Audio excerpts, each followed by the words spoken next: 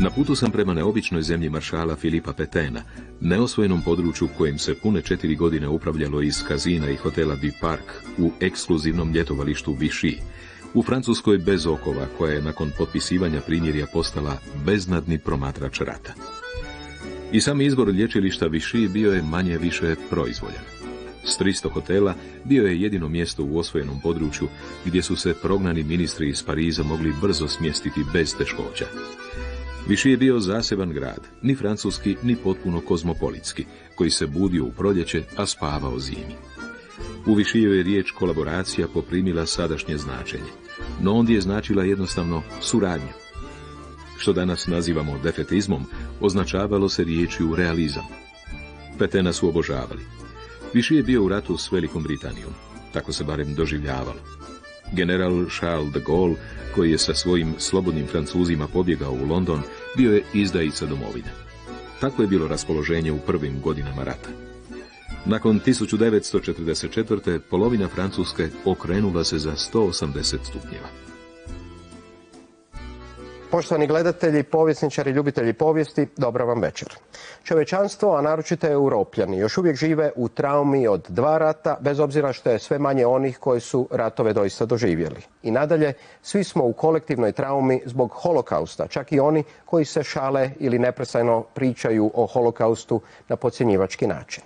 O tome na koji način su Francuzi doživjeli svoju povijest Drugog svjetskog rata, što se događalo u Vichyju, imamo vjerojatno najboljeg sugovornika na svijetu, a to je francuski povjesničar Henry Rousso, kojeg ovdje pozdravljam. Hvala vam lijepa što ste došli. Bonjour. Profesor Rousso je član Instituta za povijest sadašnjeg vremena, koji je dio Nacionalnog centra za znanstvena istraživanja u Parizu. Napisao je niz knjiga koje se prije svega tiču povijesti Vichyja, a naročito memorijom i sjećanjem i na tom kako Francuzi danas razmišljaju o onome što se događalo tijekom Drugog svjetskog rata. Dr. Rousso, you wrote that during the 1930s, people were not able to predict what's going to happen to them or what might happen to the world because they were slaves of their own past. What do you mean by that? What kind of slaves people were? I mean, I wrote this sentence last year, actually, because there was a debate in France saying we are living like in the 30s. I mean, there was a crisis, the current crisis in France looks like the crisis of the 30s in France as well as in Europe. And then I wanted to say, well, if you look at what happened in the 30s to the French society, and I think France was not alone in this case, the country was prisoner of this conception of the past, the recent past. France was a victory, was a winner of World War I, no question, and it was one of the major winners of World War I. But the country suffered a lot from this war. It suffered because there was 1 million of casualties. It suffered because there were a demographic gap after that. I mean, in the late 30s, France was an old country. And then it was unable to understand the crisis which was coming. I mean, for example, the French elites were unable to understand the very nature of fascism, the very natures of National Socialism, including those who were the most aware about what was going on, like, for example, General de Gaulle. He was considering Hitler as the representative of Germanism. I mean, the old way to cope with the hereditary enemy, Germany.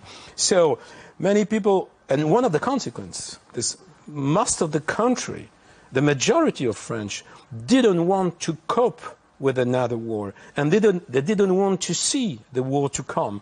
They were just a prisoner of the result of World War I, the idea of peace, the idea that a war is a disaster, and after all, Germany is not so threatening the nation. And that was, of course, a huge mistake, which explains partly the crisis of the 30s, which will lead not exactly to the defeat, which was a military defeat mainly, but which will lead to the creation of the Vichy regime, which was something completely astonishing for people who have been living in a democratic system or a republican system since the end of the 19th century. Mm-hmm. Maybe you could explain it a little bit more. But what about the Maginot Line? What about the plenty of contracts France had with East European countries surrounding Germany, going to the Rhineland and things? What is that interpretation a controversial or new, or something that some historians don't see always? For example, if we take the famous example of the ligne Maginot, which was fortifications in the east of France, northeast of France, protecting the border from Germany. This has been mocked for decades after the defeat and after World War II, saying that the general staff was absolutely unable to understand the new war which was coming, which was unable to predict what will be the so-called Blitzkrieg from the German. But actually, the ligne Maginot was a concrete example of the French mentality as a whole. At that time, France was in a kind of a paradox. On the one hand, it supported many European countries, mainly from the East and Central, to be protected from Germany, to encircle, in a certain sense, Germany. But on the other side, the country didn't want to cope with a new war. France didn't want to attack Germany, not because she didn't want to attack Germany as such, but because she was afraid about an aggressive war. And this had a lot of consequences in the 39 and 40. This was the refusal for a war led to the defeat of 1940 in a certain sense. 1940. Svibanj. Nakon pola godine lažnog rata ili Sitzkriega, Wehrmacht 10. svibnja započinje napad na Francusku i zemlje Beneluxa.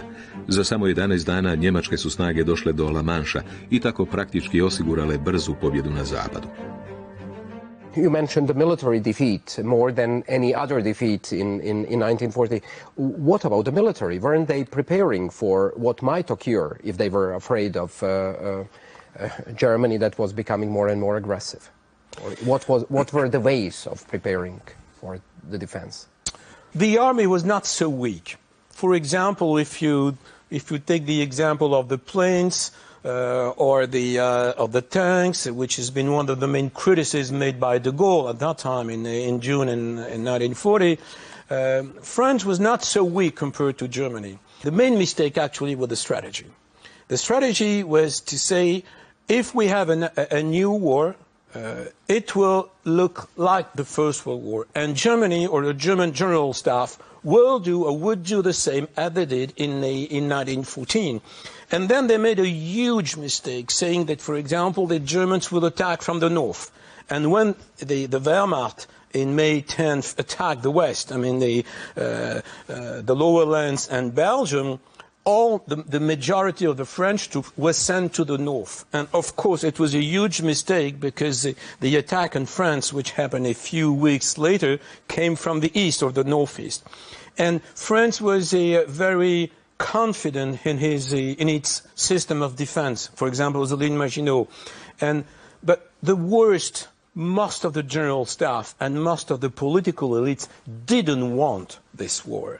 They did it because they were obliged to do it. They declared war to Germany. For example, France declared war to Germany September 3rd.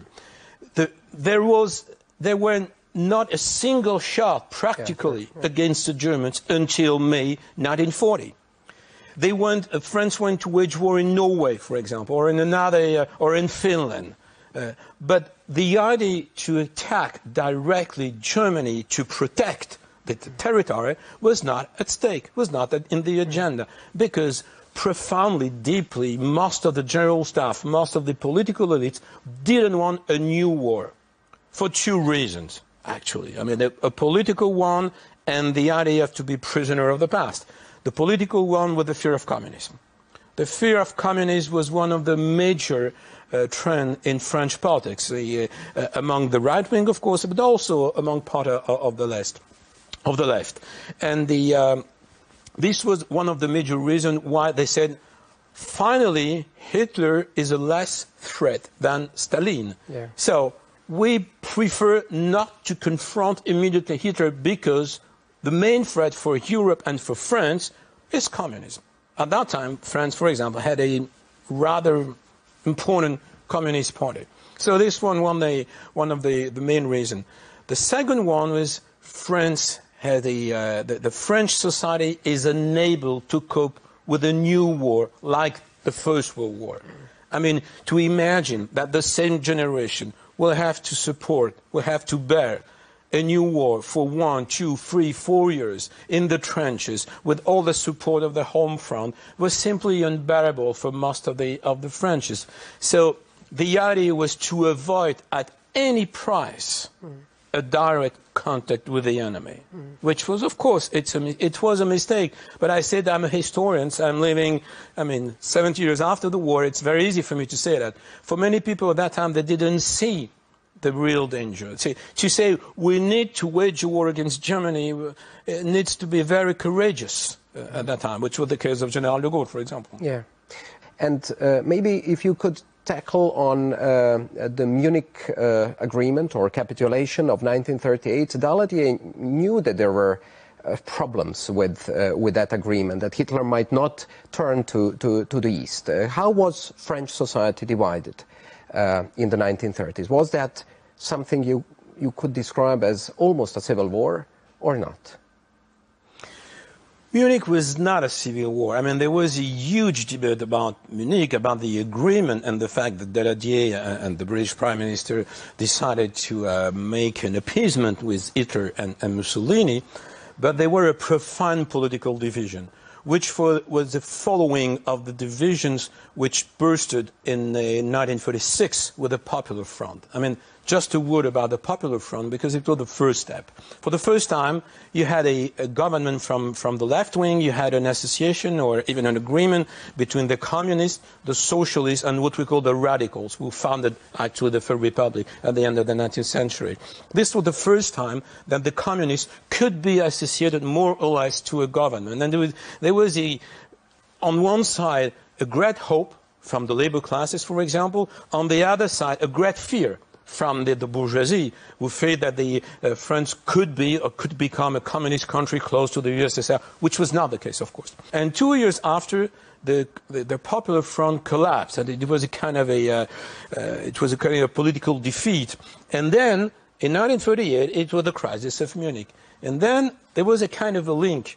The right wing say the left wants the war against Hitler because they are anti-fascist and they are following the communist line or the Soviet line against fascism, which was the anti-fascist line since 1934. So most of the right, in a kind of very paradoxical situation, supported the idea of an appeasement with the hereditary enemy. So the left, in a certain sense, was more patriotic than the right, because the right say war with Germany will mean communism in Europe. Okay. And France was not the only country thinking like that. But then diplomatic Waterloo came with the Hitler-Stalin agreement. Shortly after that, it developed as we know. When France was attacked, how then, and especially today, Frenchmen see Hitler in Paris and the defeat of a big country and big army as France is? Yes, we have to understand that the collapse of France was astonishing. It was something unbelievable, even for the Germans. Even from Stalin too. For Stalin, of course. I mean, for Stalin, even for Hitler a little bit. For the German general staff, it was a surprise. They were expecting a strong resistance from the French army, and this army collapsed in 6 weeks. 6 weeks, collapsed completely, and then it was a profound shock, because, in a certain sense, if you look at World War II in Europe as a whole, France was the only great power defeated by the Third Reich. Not the only country, of course, but the only great power. When I say that, it's not just because I'm French, but because France was among the countries just before the war, able to stop the Third Reich, with the British and the Soviets. And France was a key element of the war. France was the key element in World War I. France contributed largely to the defeat of Germany and the Austrian Empire in 1918. So abroad, people were expecting at least a resistance against Germany. And this resistance never happened. The collapse was a tremendous one. I mean, you could see horrible scenes in June 1940, like soldiers fleeing the Wehrmacht, like civilians abandoned in the hand of the enemy. Lipanj. Unatoč potpunom rasulu, početkom lipnja saveznici kod Dunkerka uspijevaju izvući više od 300.000 vojnika iz Francuske. Njemci 14. lipnja ulaze u Pariz, a 2 dana poslije ostarjeli junak bitke kod Verdena, maršal Philippe Pétain, dolazi na čelo Francuske i traži primirje, koje je potpisano 22. lipnja u istom vagonu u kojem je 1918. dogovoreno primirje koje je označilo poraz carske Njemačke u Prvom svjetskom ratu. Pokrajine Alsace i Lorraine pripojene su Reichu, pokrajina Nord-Pas-de-Calais priključena je njemačkoj vojnoj upravi u Belgiji. Sjeveroistok Francuske tvorio je zabranjenu zonu, zone interdite, koja je bila namijenjena za buduće njemačke doseljenike, dok su Italijani pripojili dijelić južne Francuske oko grada Mentona. Ipak, 2 najveće zone bile su okupirana zona koja je uključivala sjever Francuske i Atlantsku obalu, te takozvana slobodna zona koju je činio južni dio zemlje. You had 3 elements in a short period. The military defeat, the second or the third army in the world collapsed in 6 weeks. It vanished completely. This was the military defeat. Then the state collapsed. The state, the political system, the state has a structure, collapsed, disappeared. There was no more police, no more hospital running. Nothing was like before in a few days. And then you had a third element, which was something unusual in French history, the exodus. About 8 to 10 million people flee from the north and from Paris. Yeah. 10 million people is the quarter of the total population of France. And all these people were on the roads for weeks and weeks, fleeing the Wehrmacht. They didn't know where to go. Even if the government in 1938 prepared, in a certain sense, a kind of a retreat for the administration or whatever, the exodus of 1940 was considered as one of the, not to say the most important panic in France's history. Even I just have this image in mind. People crying in the US or in London or in Latin America, seeing the images of Hitler in Paris, I mean, in front of the Tour Eiffel. This was not expected at all. This was not expected at all. Now we can say, as historians, or because we have the background, it was possible. Of course, the victory of the German was possible. It was not prepared, and they made a mistake. But what is so difficult to accept that it's not the military defeat. It happened, and according to new research on the Wehrmacht, for example, the Germans were lucky in a certain sense. When they decided to attack in Sedan, which is just the end of the ligne Maginot, it was very risky, actually. From a military point of view, it was very risky. They succeeded. Even Hitler was not so confident in such a strategy. So they were lucky. But at that time, nobody saw that. Nobody saw that the Germans were lucky. Everybody was seeing the collapse of a great power. It's unusual in history, including recent history, to see the collapse of a great power. That's right. Yeah. So probably it's the only one example in recent history. So. Zbog straha od potencijalnog jačanja njemačke mornarice, britanske pomorske snage 3. srpnja napadaju francusku mornaricu Mers-el-Keviru i Oranu, svoju dojučerašnju saveznicu. Ovaj napad dramatično narušio anglo-francuske odnose, a vlada u Vichyju je ubrzo u znak odmazde naredila zračne napade na Gibraltar. Maršal Pétain 10. srpnja uspostavlja autoritarni režim u Vichyju. Poznato odmaralište je zbog svojih brojnih hotela pružalo idealnu infrastrukturu za smještaj ministara i birokracije, a državom se de facto upravljalo iz golemog lokalnog kazina i hotela du Parc. 11. srpnja je službeno okončana Treća Francuska republika. Republikanski slogan Sloboda, jednakost, bratstvo zamijenjen je sloganom Rad, obitelj, domovina. A idući je dan Pétain za svog zamjenika postavio Pierrea Lavala, koji je u mladosti bio gorljivi socijalist, a sada jednako tako žestoki konzervativac. Zbog pronjemačkih poteza, Laval je ubrzo postao oličenje vichyevske kolaboracije s nacističkom Njemačkom. And so what happened with France after that? What happened with a general who was 84 years old? You know, was he a savior of France, or what was Marshal Pétain? Yeah, the coming of Marshal Pétain at power is it's still a very controversial issue. Actually, Marshal Pétain was the last representative of the high commanders of the French army of World War I. The other died. He was the only one remaining alive and remaining rather active in the political sense. He was very active in the 30s. He was the French ambassador to Franco during the Civil War, and he was a very popular figure in France in the 30s. Then when the government called Marshal Pétain to take the power, they said he's the only one who is able to do two things: to stop the war and to protect the French people. Why? To stop the war because Marshal Pétain actually was reluctant to the war. He didn't want this war. And we have one example, which was the third mark of the future Vichy regime. When they had to stop the war and to get a ceasefire with the Germans, because the French army was defeated, they decided to ask for an armistice, not for a capitulation. Could be anecdotal. This is not anecdotal at all.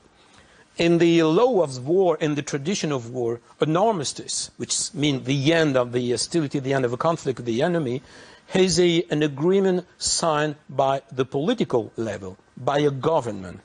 A capitulation is an agreement signed by the army. So when you have a capitulation, it means that the army of the enemy has been defeated, like in 1945. When you have an armistice, it means that it's not the fault of the army. The army has not been defeated. This is the political level which is responsible for the defeat.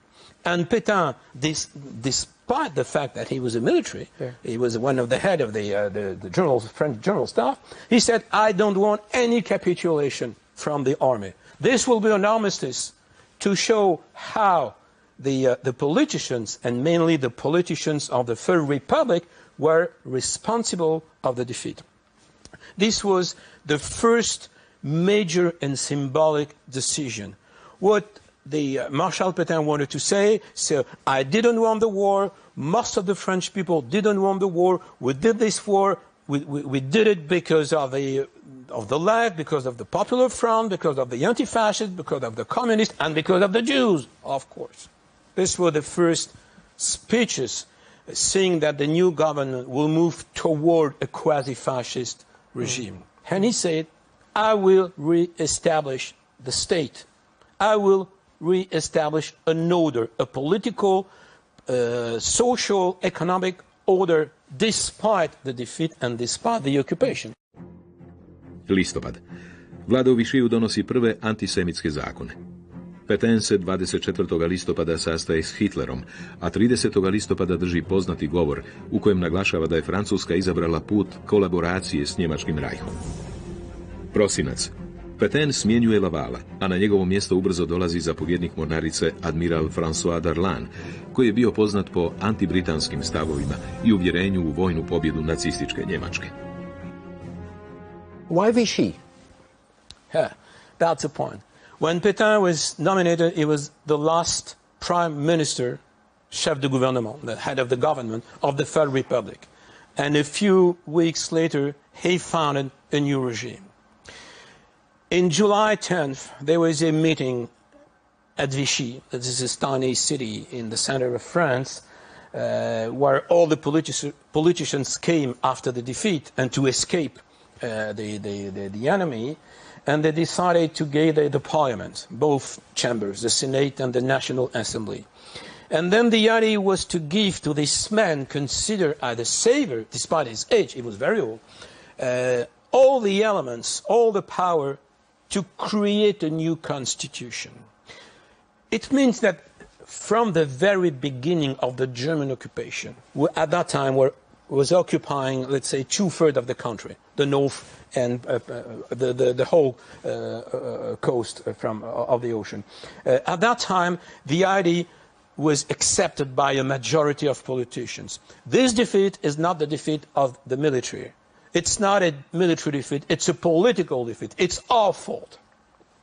And because it's our fault, it's the fault of the political system. It's the fault of democracy. Yeah. Democracy was a bad system. Republic was a bad system. We have to change it. So they gave to Marshal Pétain, who was now in charge of the country, the mission to recreate and to build a new system. And immediately, the day after, July 11th, Pétain declared himself, I'm the chief of the state, not the president of the republic. The republic was over. It was a new system, it was a dictatorship, and immediately, I mean in the following weeks, very, very soon, he and his government implemented a policy with a twofold policies.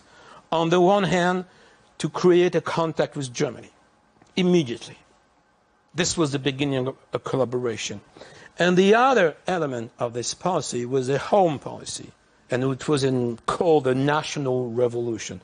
They wanted to transform completely the French society, to erase any single element of democracy and republicanism. And that's why Marshal Pétain, at that time, had, on the one hand, a lot of power.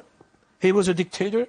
But on the other hand, because he was considered as a savior, and because most of the people were shocked by the defeat, they accepted it.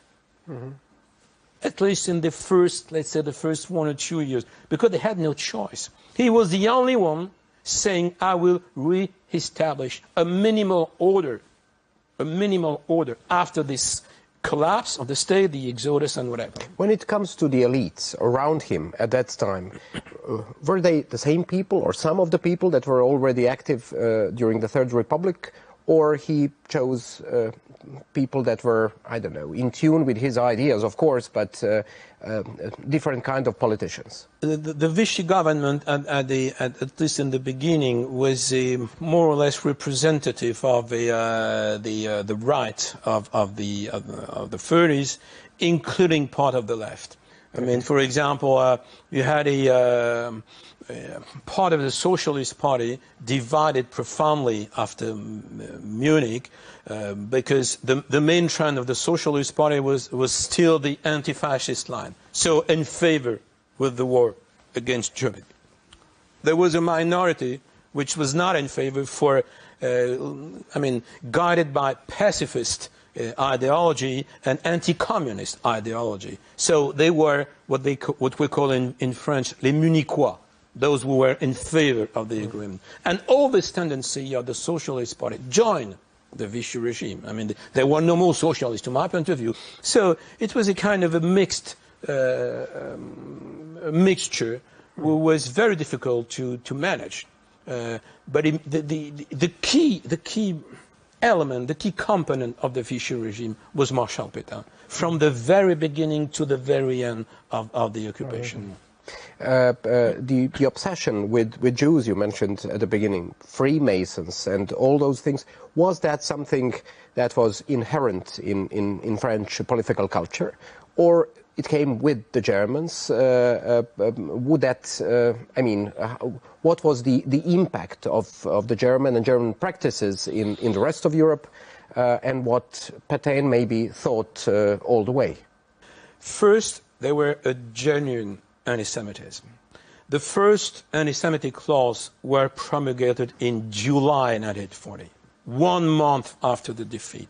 And the main text, for example, the status of the Jews, the first status of the Jews, which excluded all the Jews, foreigner and French, from many jobs, especially civil servants, and created a kind of a second-rank citizenship, was established in October 1940. I mean, very early.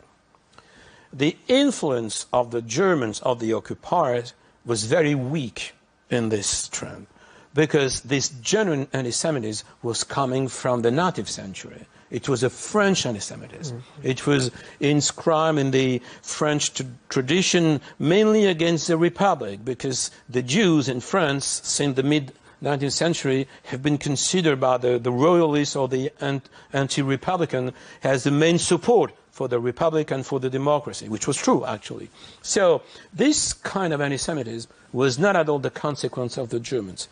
The Germans played just a role to foster the decisions. It was a kind of a competition between the Germans and the Vichy regime, and I want to explain why, because it's one of the tragedy of Vichy. Vichy has a sovereignty on the south of France. It could be considered as a puppet regime. The main center of decision were still in Paris, and the main resources were in the north, not in the south. But the Vichy regime wanted to collaborate with the Germans, at least for one thing, saying, we are still the legal government of France, despite the military occupation. Okay. So any decision which will be taken by the government will not be applied only in the south, will be applied on the whole territory.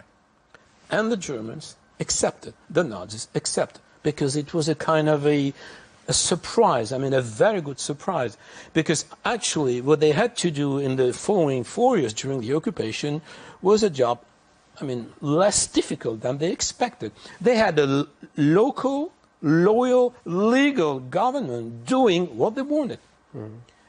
And one of the results, that is, any single decision taken by Vichy was applied to all the territory. And, for example, for the status of the Jews. What was applied for the South was applied everywhere. 1941. Svibanj. Darlan i njemački ambasador Otto Abetz potpisuju Pariške protokole, koji su silama osovine trebali omogućiti korištenje francuskih kolonijalnih posjeda u Siriji, Tunisu i francuskoj zapadnoj Africi u vojne svrhe. Iako nikada nije ratificiran, taj se sporazum često u historiografiji smatra vrhuncem kolaboracije višijevske Francuske s Trećim rajhom. Lipanj. Savezničke snage u brzoj operaciji zauzimaju Libanon i Siriju. U ovim operacijama sudjeluju snage slobodne Francuske generala de Gaulle. Istog mjeseca vlada u Višiju donosi nove antisemitske statute, a u srpnju i zakon o zapljeni židovske imovine. Kolovoz. Nakon prvih velikih racija, višijevske vlasti otvaraju sabirni logor u Dransiju. U iduće 3 godine iz ovog je zloglasnog logora poslano više od 60.000 Francuza, Poljaka i Židova, uključujući 6.000 djece u logore smrti.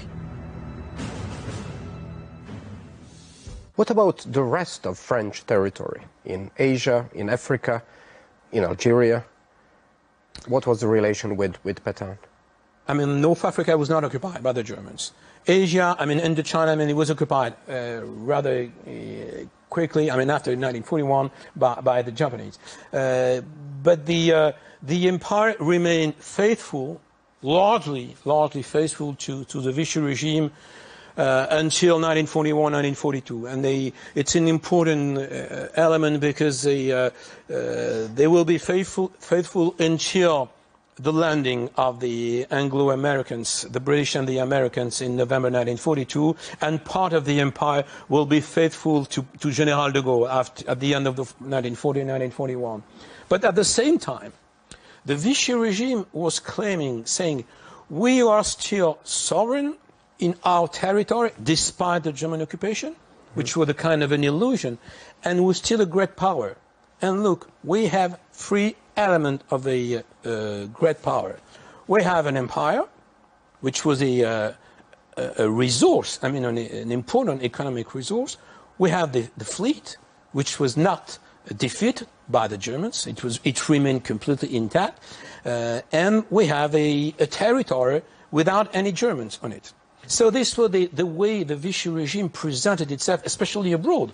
The Vichy regime was recognized as the legal French government by everybody abroad. I mean, it was recognized by the Soviet, it was recognized by the USA. The USA, for example, they break their relationship with the Vichy regime at the end of 1942. I mean, so in a certain sense, Vichy was legitimated, I mean, at home and abroad. 1942. Sjećanj. Na teritoriji Vichya padobranom je spušten Jean Moulin, izaslanik generala de Gaulle'a, čija je misija bila ujediniti razne frakcije pokreta otpora.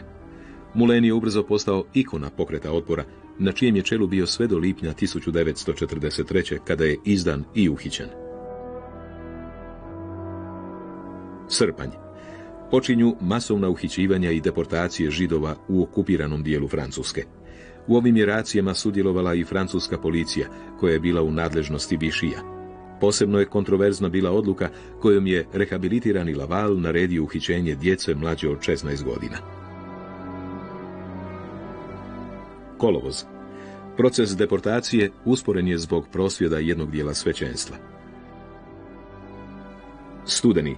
8. studenog saveznici se iskrcavaju u Sjevernoj Africi. Dan prije same invazije prosavezničke snage zauzimaju Alžir, gdje se zatekao i admiral Darlan, koji je ubrzo zarobljen, te je nakon pregovora sa saveznicima postavljen za zapovjednika francuskih snaga u regiji. Bila je to jedna od najkontroverznijih odluka zapadnih saveznika tijekom rata. Sam Darlan je već u prosincu stradao kao žrtva atentata. Na reakciju nacističke Njemačke nije trebalo dugo čekati. 10. studenog počinje operacija Anton, kojom je okupirana slobodna zona, raspuštena vichyevska vojska i ukinuta nominalna nezavisnost Vichyja. Ne želeći predati flotu Nijemcima, francuska je mornarica sama potopila svoje brodove u Toulonu. What was the relation before the war between General de Gaulle and his senior Marshal Pétain? Oh, they were very close. I mean, especially in the 20s, they have very close relationship. Marshal Pétain considered a little bit General de Gaulle as not his natural son, but it's something like that. They had a kind of a close relationship, which of course was broken completely in June 1940. General de Gaulle was not somebody very well known. I mean, when he went to London in June 1940 and he made his first famous speech in June 18, the famous L'appel du Général de Gaulle, General de Gaulle's appeal, he was nobody. He was nobody. He was alone. He was alone, and he was, I mean, nobody. He was an officer who were rather successful in June 1940. He was a little bit wounded. I mean, okay, he was not a hero at all. He was just a member of the last government who went to London. And when he made his appeal, I mean, some French people heard it. I mean, the myth is the whole France heard the appeal of General de Gaulle afterwards. It's not true. The appeal actually was not recorded. It was broadcasted, but a few French here heard it, but the main problem is General de Gaulle was saying in his appeal two things. He said, we have to resist to Germany. The war is not finished. We have to fight. We have to maintain the flame of the soul of France. Okay, but what to do? I mean, in 1940, how to resist? The Germans were the winner. They were occupying the country. So it was very nice to hear a prominent author saying we have to resist, but it doesn't have any real practical consequence immediately. But General de Gaulle said at the same time another thing. He said in June 1940, this war is a world war. Who was able to say in June 1940 that the war was a world war? It wasn't a world war. Yeah. At that time, it was mainly a war between Germany and United Kingdom. Yeah. 1943. Sjećanj. Osnovana je paramilitarna organizacija Milice Française, kojoj je na čelu bio Laval, a trebala se obračunati sa sve jačim pokretom otpora. Tog je trena Laval postao najvažnija figura u Vichyu. Srpanj. 22. srpnja i službeno je dopušteno građanima Francuske da se dobrovoljno prijave u postrojbe Waffen SS-a i za odlazak u borbu protiv boljševizma. General de Gaulle had decided, which was a more a belief than a profound analysis, that the war will be a world war in the future, and then France had to participate to this war in the future. And in a certain sense, Pétain has a kind of a similar view, exactly on the opposite way. Mm-hmm. He wanted to collaborate with Germany, not only to have some relief from the occupation, which was very harsh in many aspects, but because it was a strategy. For many politicians in Vichy, including Vichy and including Pétain and his Prime Minister Pierre Laval, Germany has won the war completely. It was the only winner. So the future of Europe will be German. And then Pétain wanted to ask for a small place for France in the future German Europe. So both Marshal Pétain and General de Gaulle, just a few weeks after this incredible collapse, were thinking to the future. This is, as a historian, I think it's very remarkable.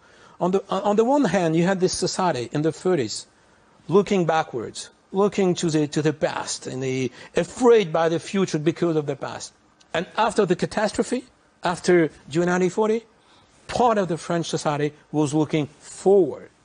But the future was not treated. I mean, the future was an enormous question. What will be the future of France? So if we skip some of the years and come to August 1944, what was going through the heads of the Frenchmen vis-à-vis the Vichy past? How was that memory evolving? Were they ashamed, more ashamed in the 1950s, or more ashamed in the 1980s, or how do they think about the Marshal today, and similar stuff? 1944 for the French is the liberation of the country.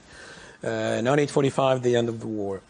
The sequence was very important, of course, as everywhere in Europe. But the problem of Vichy would become a major problem to cope with.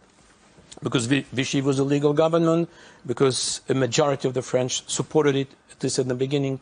So when de Gaulle said in 1944, 1945, there were just a bunch of traitors, or the Vichy regime or the collaborators was just a bunch of traitors, it wasn't true. Yeah. And everybody knew it in France. It was not so simple. It was not just a bunch of traitors. The first step, let's say between the liberation and the mid-50s, was to cope with the legacy of the Vichy regime. And before memory, there was a kind of revenge, or justice. And this is something which has been underplayed for a long time. There was a huge wave of purges in France. About 100,000 people were indicted. 100 members of the Vichy government were indicted. Some, very few, were executed, including Pierre Laval, the former prime minister. That's right. And there were about 1,000 to 2,000 legal executions of collaborators between 1944 and 1950. And for example, there were 4 to 5 more French collaborators executed in France at that time than Nazi criminals.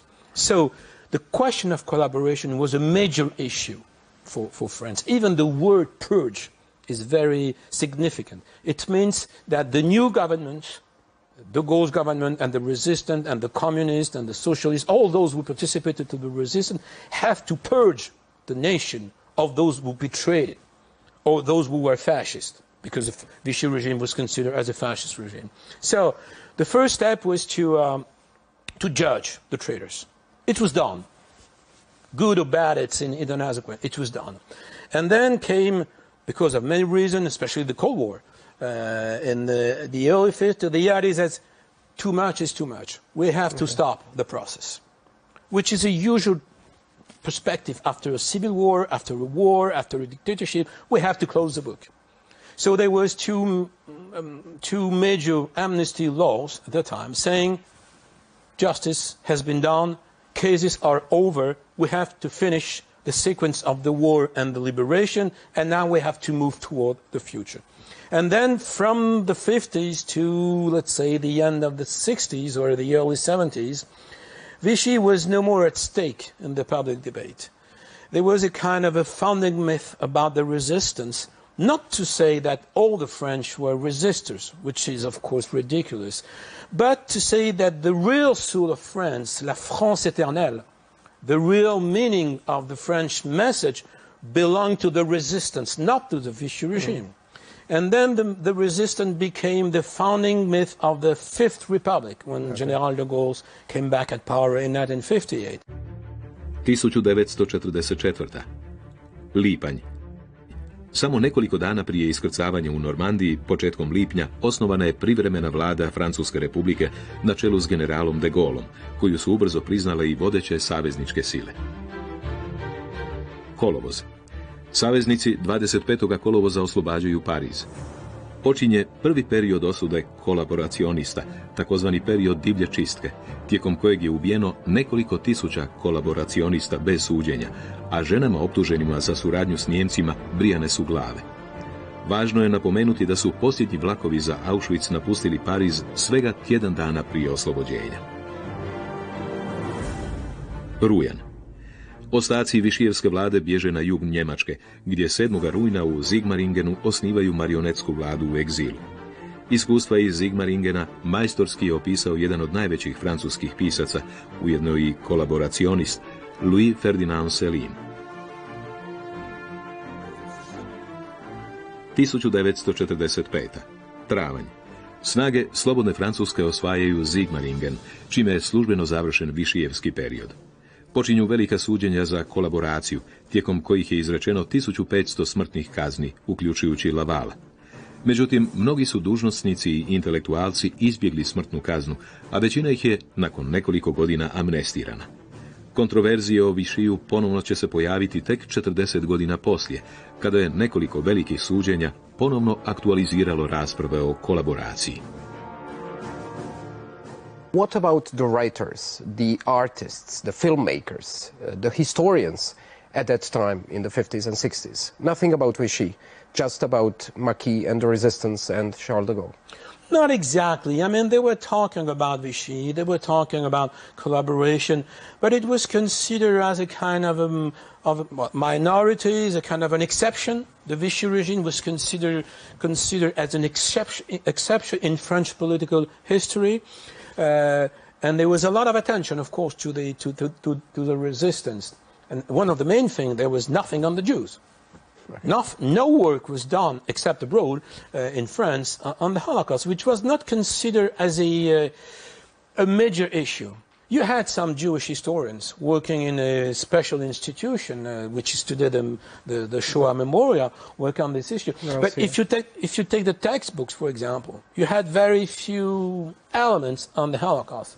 Not nothing, but very few elements on the Holocaust. And this changed completely in the early 70s. This was, to my point of view, it's a European, Western European context, not only in France, but it changed in Germany, it changed in Belgium, it changed in some way in Italy, and in France as well. So what changed was the complete new perception of the occupation. There was a kind of a major shift, dramatic shift, in the representation of the past. And it came for many reasons. First was the